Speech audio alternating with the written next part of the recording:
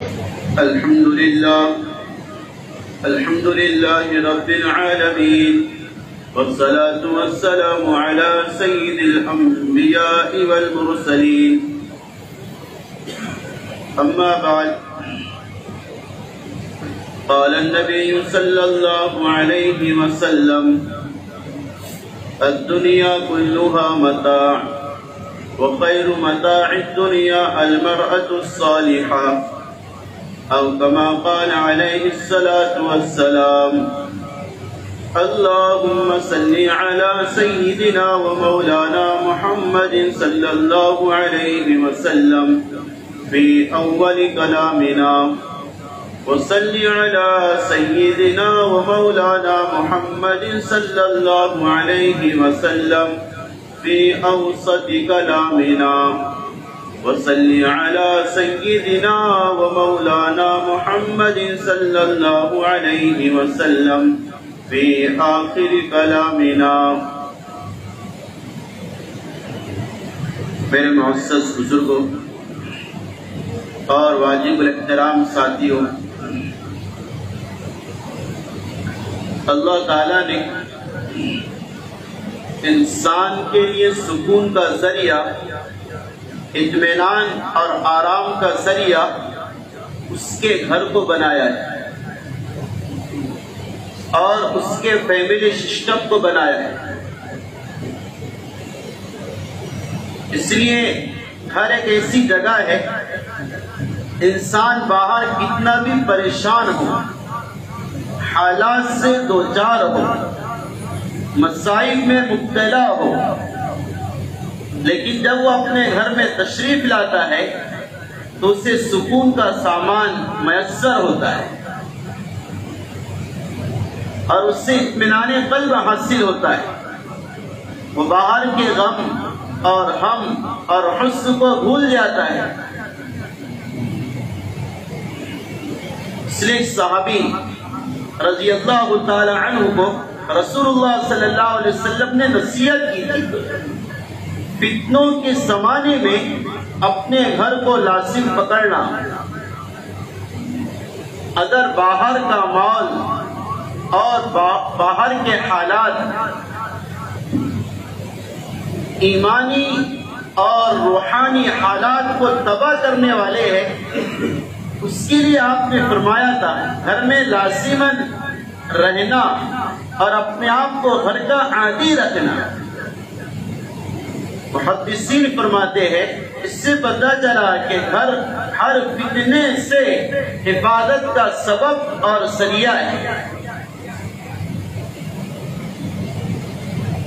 اس لیے اللہ کے نبی اکرم صلی اللہ علیہ وسلم نے 4 باتیں خیر اور سعادت کی علامتیں بیان کی.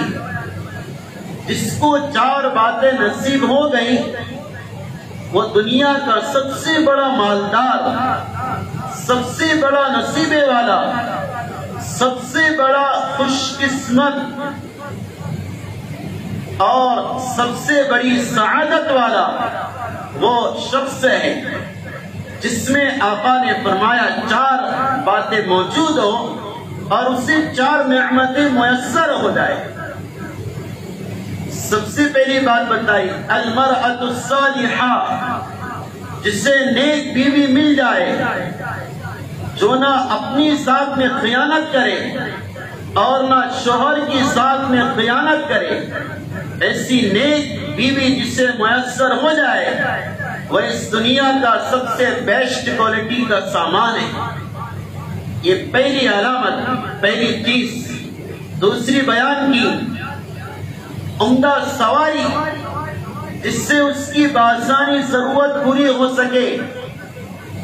ہاں، سواری کا عمدہ ہونا اور ضرورت کے لیے استعمال ہونے کے لیے کافی ہونا، اسے بھی سعادت مندی کی علامت بتایا.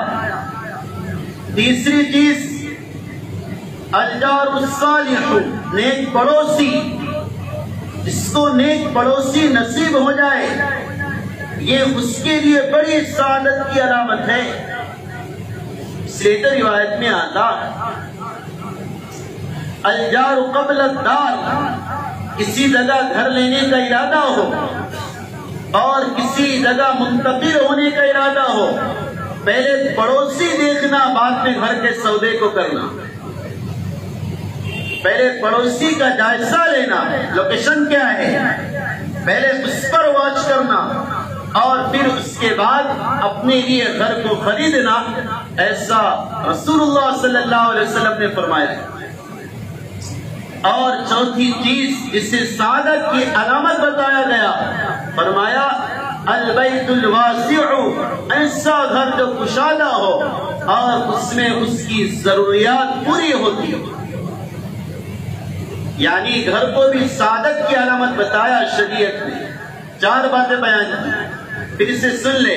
پہلی بات نیک بیوی، دوسری بات اچھی سواری، تیسری بات اچھا پڑوسی، اور چوتھی بات اچھا گھر جس میں ضروریات اطمینان سے ساروں کی آسانی ادا ہو سکے اور وہاں پر اسے سکون نصیب ہو سکے۔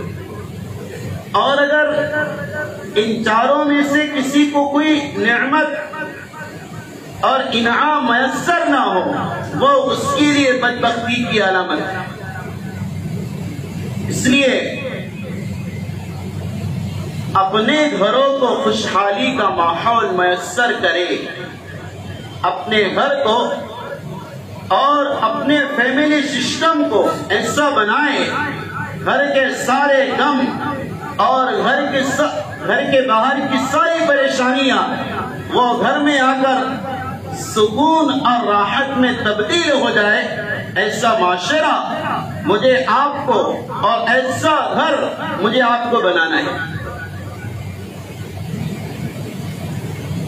اور آج کا المیہ یہ ہے، گھروں میں ایسی سختی کی آگ لگی اور ایسی نفرت کی آگ لگی کہ بیٹا باپ سے ناراض، بیٹی ماں سے ناراض، شوہر بیوی سے ناراض یا بیوی شوہر سے ناراض، پورا فیملی سسٹم برباد اور تباہ ہو گیا۔ اس لیے تو لوگ گھر سے باہر سادہ وقت دینے لگے، ٹائم سادہ گھر کے باہر پاس ہو رہا بالمقابل گھر میں لگانے کے۔ فارغ اوقات گھر کی امانت ہے، اس کو ماں باپ کے لیے دو، اس کو بیوی کے لیے دو، اولاد کے لیے دو، گھر کے بزرگ کے لیے استعمال کرو، یہ امانت داری کا حق ہے۔ ہمارے گھر کا جو ماحول ہے یہ ویسا نہیں ہے جس طرح کہا گیا اور جس طرح بنا کر گئے رسول اللہ صلی اللہ علیہ وسلم۔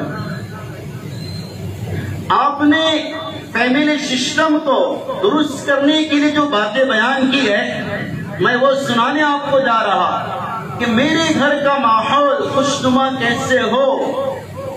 میری ذمہ داری ہے، میری ایک محنت کا میدان گھر کا باہر ہے، وہ دوسرا درجہ ہے۔ پہلا فریضہ اور میری ذمہ داری میرے گھر کا ماحول بنانا ہے۔ تو آپ نے وہ سمجھا کر گئے کہ گھر کے ماحول کو کیسا بنانا اور اسے کیسا خوشگوار بتانا اور منانا اور اسے تیار کرنا، یہ ساری باتیں آپ بتا کر گئے اور ایک دوسرے کے حقوق بھی بتلائے۔ اصل میں المیہ یہ ہے، آج ہر ایک یہ چاہ رہا میرا فلاں پر کتنا حق ہے میں اسے جان لوں، لیکن وہ اس کی فکر نہیں کرتا مجھ پر کس کا کیا حق ہے میں اس کو بھی ادا کروں۔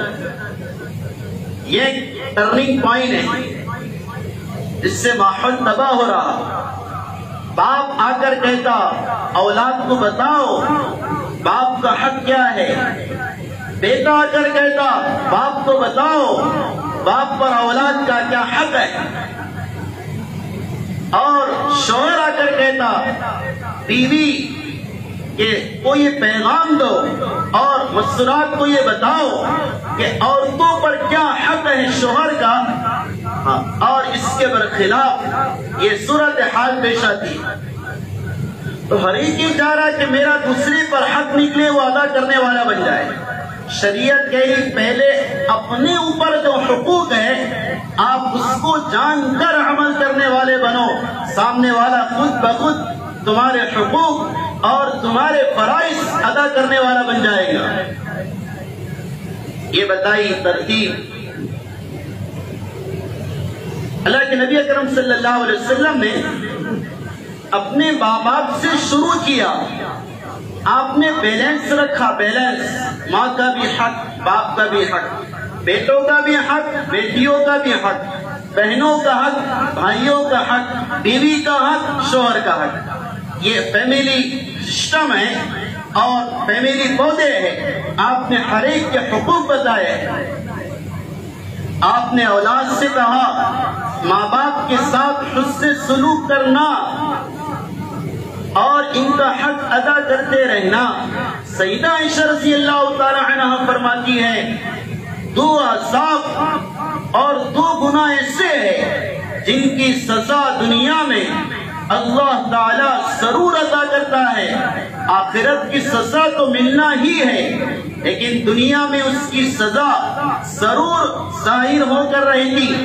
پہلی بات بتائی ظلم، کسی پر ظلم کرنا، ظالم بننا، کسی کو ستانا، کسی کو ناجائز حقارت کی نگاہ سے دیکھنا، کسی کو ذلیل کرنا، یہ بڑا ظلم ہے۔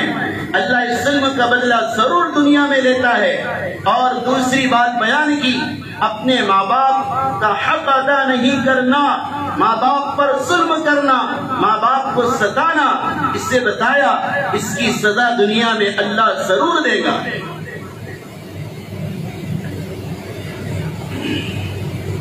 اللہ کے نبی اکرم صلی اللہ علیہ وسلم نے فرمایا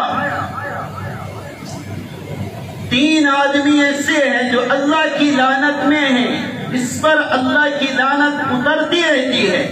ان میں سے ایک اسے گنایا، وہ بیٹا یا بیٹی جو اپنے ماں باپ کا حق ادا نہ کرے، اور وہ بیٹا یا بیٹی جس سے ماں باپ خوش نہ ہو۔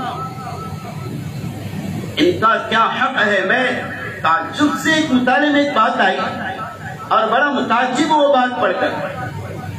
قرآن کا تو یہ نظام ہے، تین چیزوں کو ساتھ میں لے کر چلتا ہے، ایمان، عمل اس کو ساتھ میں بیان کرتا، نماز، زکات اسے ساتھ میں بیان کرتا، اللہ کا حق اور ماں باپ کا حق اسے ساتھ میں بیان کرتا ہے۔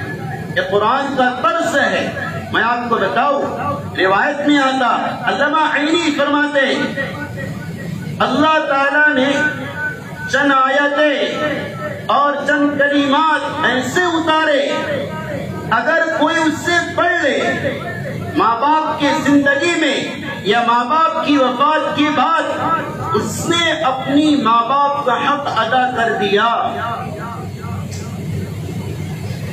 زندگی میں بھی ان کے حقوق ہے، موت کے بعد بھی ان کے حقوق ہے۔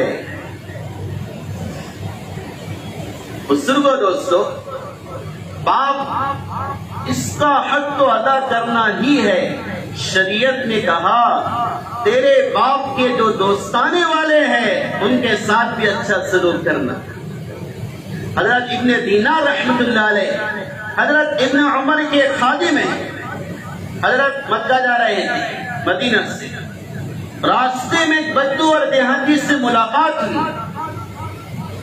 ابن عمر رضی اللہ تعالی عنہ سواری سے اتر گئے، اپنے اونٹ سے اتر گئے اور اس کی خدمت میں دے دیا، لے خذ ھذا، اسے قبول کر۔ اپنی پگڑی اتاری اور اس کے سر پہ رکھ دیا۔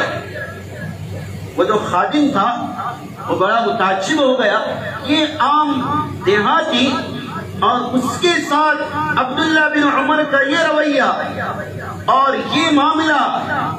تو اس نے سوال کیا، حضرت آپ نے اس کو اتنا دیا، سواری دے دی، اپنی پگڑی اس کے سر پہ رکھ دی، آپ نے اس کے ساتھ اتنا حسن سلوک کا معاملہ کیوں کیا؟ عبداللہ بن عمر کہنے لگے، بھائی میں نے اس کے ساتھ حسن سلوک کا معاملہ اس وجہ سے کیا کہ یہ میرے باپ کا دوست ہے۔ میرے والد کی اس سے دوستی تھی، حضرت عمر رضی اللہ تعالی عنہ، اس لیے میں نے اس کے ساتھ یہ کرم اور احساس کا معاملہ کیا۔ اب اندازہ کرو، میں سمجھانا چاہ رہا، باپ کے دوست کے ساتھ یہ حسن سلوک ہے، نفس باپ کے ساتھ کیا اکرام کا شریعت نے حکم دیا ہوگا۔ ایک صحابی اللہ کے نبی کے پاس آئے، آ کر کہا یا رسول اللہ صلی اللہ علیہ وسلم مجھے کیسے پتا چلے میرا باپ اور میرے والد، میرے فادر مجھ سے راضی ہے، اس کی پہچان مجھے کیسے ہو؟ آپ نے ایک عجیب بات فرمائی اور ایک عجیب ٹپس آپ نے دیا۔ سب یہ سارا مجمع اسے جان سکتا ہے کہ میرا رب مجھ سے راضی ہے یا ناراض ہے۔ آپ نے اس سائل سے فرمایا دیکھ، اگر تیرا باپ مجھ سے راضی ہے، تیرا باپ مجھ سے خوش ہے، سمجھ لے تیرا اللہ بھی تجھ سے راضی اور خوش ہے، اور تیرا باپ تجھ سے ناراض ہے، سمجھ لے تیرا رب اور اللہ بھی تجھ سے ناراض اور ناخوش ہے۔ یہ علامت بتائی باپ کے ساتھ حسن سلوک کی، ماں کے ساتھ حسن سلوک کی۔ اللہ کے نبی نے فرمایا جس کو دو انعام چاہیے دنیا میں وہ ایک کام کرے، جسے چاہیے کہ میری عمر میں برکت ہو، اسے چاہیے، ایک تو یہ بتایا، اسے چاہیے کہ جس کی عمر میں برکت ہو، اور دوسرا اس کے رزق میں برکت ہو۔ اللہ کے نبی نے فرمایا وہ ایک کام کرے، اپنے ماں باپ کے ساتھ حسن سلوک کرے، اللہ تو انعام دنیا میں دے گا۔ تو ان کے بڑے فضائل ہیں ماں کے، باپ کے۔ میں ایک بات سنانے جا رہا ہوں اور مجھے بڑا تعجب ہے، علامہ علی فرماتے ایک دعا ایسی ہے اگر کوئی اسے پڑھ لے وہ اس کی برکت سے ماں باپ کا حق ادا کرنے والا شمار ہوگا۔ وہ دعا ہے الحمدللہ الذی رب السماوات ورب الارض رب العالمین وله الكبریاء فی السماوات والارض وهو العزیز الحکیم۔ فللہ الحمد رب السماوات ورب الارض وله العصمت فی السماوات والارض وهو العزیز الحکیم، وهو الملك في السماوات والارض وله النور في السماوات والارض وهو العزیز الحکیم۔ یہ دعا ہے، علامہ علی فرماتے اس دعا کو جو پڑھ لے، جو بیٹا بیٹی پڑھ لے، اس نے اپنی ماں اور باپ کا حق ادا کر دیا ہے۔ ابھی میں اس پہ غور کیا اس میں آخر کیا ہے ایسا اس دعا میں، تو مجھے اللہ نے دل میں ایک بات ڈالا کہ اس دعا میں اللہ کی جامع اور سب سے کامل تعریف ہے۔ اللہ کہہ رہا جو میری تعریف کرے گا، میری تعریف کرے گا وہ گویا کہ اپنے ماں باپ کا حق ادا کرنے والا ہوگا۔ یعنی اللہ نے اپنی تعریف کو بدل بنایا ماں باپ کے لیے حسن سلوک کرنے والا اور ان کے ساتھ اچھے اخلاق سے پیش آنے والے کے لیے۔ اس لیے ایک بات تو یہ کہ ماں باپ ان کے حقوق بتائے، اولاد کے حقوق ماں باپ کو بتائے۔ اللہ کے نبی اکرم صلی اللہ علیہ وسلم نے فرمایا ایک آدمی قیامت کے دن حاضر ہوگا، وہ آ کر کہے گا میرے اعمال نہیں، وہ نا امید ہوگا، مایوس ہوگا، اور اس کے لیے جہنم کا فیصلہ ہونے والا ہوگا۔ اچانک اللہ کی طرف سے ارشاد ہوگا اسے جنت میں داخل کر دو۔ اس کے پاس کوئی صحیح عمل نہیں جنت میں ڈالے گا۔ فرشتے متعجب ہو کر پوچھیں گے یا اللہ اس کے پاس سے بظاہر کوئی ایسا عمل نہیں جس کی وجہ سے اسے جنت میں داخل کیا جائے۔ اللہ فرمائیں گے سنو، اللہ فرمائیں گے اس کا حق تو یہ تھا جہنم میں جائے، اس کے پاس کوئی نیک عمل نہیں، لیکن ایک عمل اس کا ایسا ہے جو پابندی سے کیا کرتا تھا، وہ عمل یہ ہے کہ یہ اپنے بیوی اور بچوں اور بیٹوں کے ساتھ، بیٹیوں کے ساتھ اچھا سلوک کیا کرتا تھا۔ اس حسن سلوک کی برکت سے اللہ تعالیٰ نے اس کے لیے جنت کا فیصلہ فرمایا ہے۔ اور آپ نے فرمایا سب سے بہتر صدقہ اور مال وہ ہے جو اولاد پر خرچ کیا جائے۔ اولاد پر خرچ کرنا، بیوی پر خرچ کرنا، اسے بھی بتایا یہ صدقہ ہے اور سب سے عظیم ترین مال اسے شمار کیا ہے۔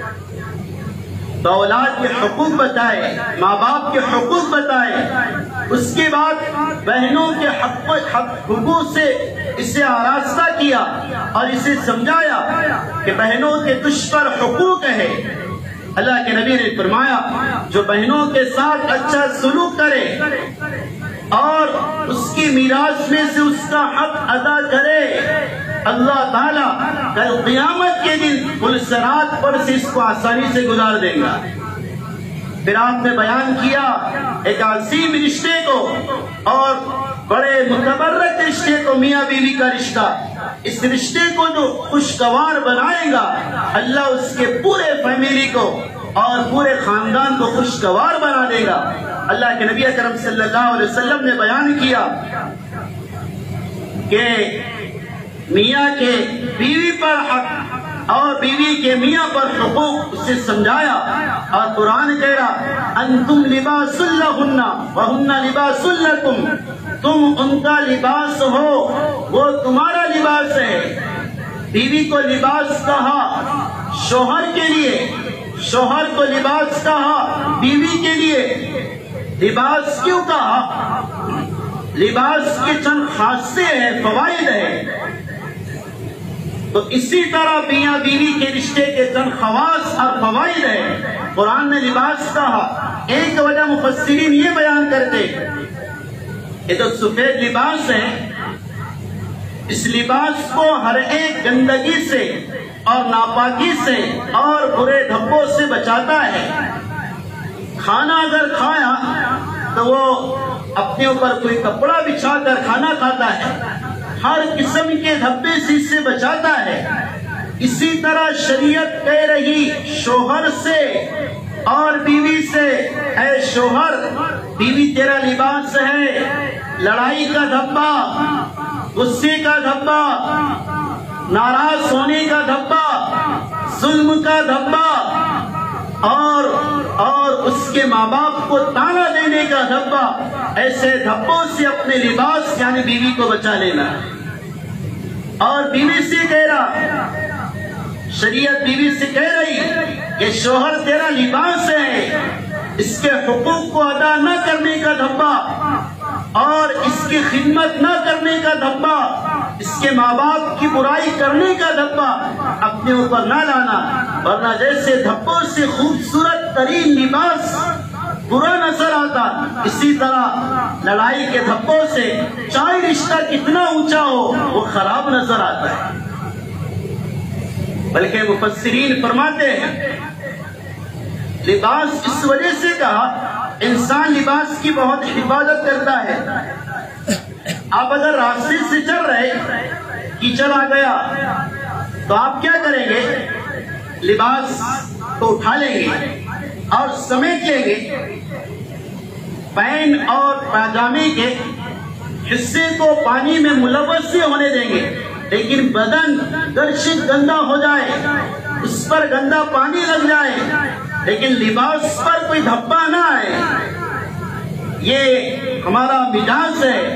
اسی طرح شریعت کہہ رہی تیری ذات پر آنچ آ جائے، تیرے حقوق برباد ہو جائے اور تجھے اپنا حق نہ ملے، اسے برداشت کر لینا، لیکن اپنے لباس اور اپنے شادی اور اپنے نکاح کے رشتے پر کوئی دھبا اور کوئی آنچ نہ آنے دینا، یہ سبق سکھایا ہے۔ اللہ کے نبی اکرم صلی اللہ علیہ وسلم نے شوہر کو سمجھایا کہ سب سے بہتر شوہر وہ ہے جو اپنے بیوی کے ساتھ حسن سلوک کرے، اور سب سے کمینہ شوہر وہ ہے جو بیوی پر ظلم کرے، بیوی کو مارے، بیوی کا حق نہ دے، اس پر ظلم کرے۔ ہاں، اللہ کے نبی اکرم صلی اللہ علیہ وسلم نے اس رشتے کو بڑا سمجھایا۔ آپ اندازہ کرو کیا اپنے بیویوں کی دل جوئی کی، 11 بیویاں، اور اس کے باوجود آپ گھر میں جھاڑو دے رہے، 11 بیویاں، اس کے باوجود آپ اپنے کپڑے ہاتھ سے دھو رہے، 11 بیویاں، اس کے باوجود آپ اپنی چپل اور جوتے کو اپنے ہاتھ سے سی رہے۔ ہمارا مزاج سے کہ گلاس پانی کا بھی نہیں لاتے، کیا شاہی مزاج، باہر سب سے دب کر اور گھر میں سب کو دبا کر یہ مزاج بن گیا۔ اچھی دیندار کارگزاریاں آئی، اللہ معاف کرے، ایسا رویہ ہے بیوی کے ساتھ اور گھر کے لوگوں کے ساتھ، اللہ اکبر کبیرہ۔ نہیں، اسلام صرف چوکھٹ تک نہیں ہے، یہ دینداری صرف مسجد تک نہیں ہے، اس سے اپنے گھروں میں انٹر کراؤ، اسے گھساؤ، اس کے ساتھ حسن سلوک کرو۔ اس نے ایک بول پر اپنی ماں، اپنا باپ، اپنا سب کچھ تمہارے لیے قربان کر دیا، اور یہ مرد جو ہے اس پر ظلم کی چادر کو اڑائے اور اس کے حقوق کو پامال کرے، اس سے کمینہ کہا شریعت نے۔ اللہ کے نبی اکرم صلی اللہ علیہ وسلم کیا محبت کر رہے اپنی بیوی سے۔ روایت میں آتا، آپ نے ایک مرتبہ کھانے کے لیے آپ تشریف فرما تھے، سیدہ عائشہ بھی تھی، بڑے بڑے گوشت کی بوٹیاں تھی، سیدہ عائشہ نے کھایا اور اس سے آدھا چھوڑ دیا۔ اللہ کے نبی اکرم صلی اللہ علیہ وسلم نے اٹھایا، اسی جگہ سے کھایا جس جگہ سیدہ عائشہ کے ہونٹ اور دانت لگے تھے۔ یہ بیوی کا حق بتایا اور سمجھایا، ظلم نہ کرنا۔ یہاں نکاح کے بیانات ہوتے ہیں، اکثر ایک بات کہا کرتا نوشا کی، بھائی جو پارٹنر ہے، شریک حیات ہے، وہ عقلی اعتبار سے کمزور ہے، عقل اس کی کم ہے مردی کے مقابلے میں، بدنی اور صنفی کے اعتبار سے نازک ہے، اس لیے برداشت دونوں کو کرنا پڑے گا، لیکن زیادہ مرد کو کرنا پڑے گا، اس سے زیادہ نبھانا پڑے گا۔ میرے پاس آ کر کہ سب کتنا نبھانا یار، اس کو انسان پاگل ہو گیا۔ نہیں، اس نبھانے پر اللہ تجھے کیا دے گا، اللہ اکبر کبیرہ۔ مشہور ہے نا، امام غزالی لکھا، ایک صاحب گھر میں کھانے کے لیے آئے، بیوی نے، اہلیہ نے کھانا پیش کیا، اس سے کھا لیا، تو پھر کھانے کے بعد کوئی شکوہ شکایت نہیں کی، ان کا انتقال ہو گیا، اللہ کے دربار میں پیش ہوئے، اللہ نے مغفرت کا سامان کر دیا۔ اس سے پوچھا، اللہ میرا تو کوئی ایسا عمل نہیں تھا کہ میں جنت کے لیے حقدار بن جاؤں۔ اللہ نے فرمایا کہ تیرا کوئی عمل نہیں تھا، لیکن ایک عمل پسند آیا تھا، وہ یہ تھا تو نے ایک مرتبہ میرے بندی کے ہاتھ کا کھانا کھایا تھا، اس میں نمک زیادہ تھا، تو نے شکایت نہیں کیا تھا، تو نے اس پر کوئی غصے کی آنچ کا اظہار نہیں کیا تھا، وہ عمل پسند آیا، تجھے جنت کا فیصلہ میں نے کر دیا۔ اللہ، یہ بیوی سے بتایا، اور یہ بیوی کے لیے بتایا، شوہر کے لیے بیوی سے بتایا۔ اللہ کے نبی نے فرمایا، ایک خاتون نے پوچھا شوہر کا بیوی پر کیا حق ہے، آپ نے دو باتیں بڑی توقع کی ارشاد فرمائی۔ ایک بات کا خلاصہ ہے، اگر میں کسی کو سجدہ کرنے کی اجازت دیتا، کسی کے سامنے جھکنے کی اجازت دیتا، تو بیوی سے کہتا اپنے شوہر کو سجدہ کرے۔ اللہ اکبر۔ اور دوسری بات آپ نے بیان کی کہ اگر شوہر کے جسم پر پھوڑے ہو جائے، پورا بدن زخموں سے چور ہو جائے، اور اس کی بیوی اپنے منہ سے اسے صاف کرے اور اسے پوچھے، تب بھی اپنے شوہر کا حق ادا نہیں کر سکتی۔ اللہ اکبر کبیرہ۔ یہ بیلنس رکھا آپ نے، دونوں کے حقوق بتائے ہیں۔ بزرگوں دوست، یہ ساری چیزیں اگر ایک دوسرے کے حقوق مجھ پر کیا ہے میں ادا کرنے والا بن جاؤں، یہ سارا مجمع مجھ پر کس کا کیا بنتا گھروں کے اعتبار سے، تاکہ میرے اور آپ کے گھر کا فیملی سسٹم درست ہو جائے۔ ورنہ بزرگوں دوستو، باہر تو انگار لگی، ہمارے گھر بھی جہنم بنے ہوئی ہے، کوئی سکون گھروں میں نصیب نہیں ہو رہا۔ وہ خوشحالیاں اور وہ خوشگوار مواقع، لمحات جو بڑے پیارے محبت کے ہوا کرتے تھے، وہ آج موبائل نے یا گھر کے جھگڑوں نے یا ایک دوسرے کے بغض و عناد نے اسے دبا برباد کر دیا۔ ابھی موقع ہے، ابھی موقع ہے، آپ ذمہ دار ہیں، اپنے گھر کے فیملی سسٹم کو ایسا بناؤ جیسے مصطفیٰ بنا کر گئے، جیسے شریعت نے ہمیں آپ کو تعلیم دی۔ اللہ مجھے آپ کو اس پر عمل کی توفیق عطا فرمائے۔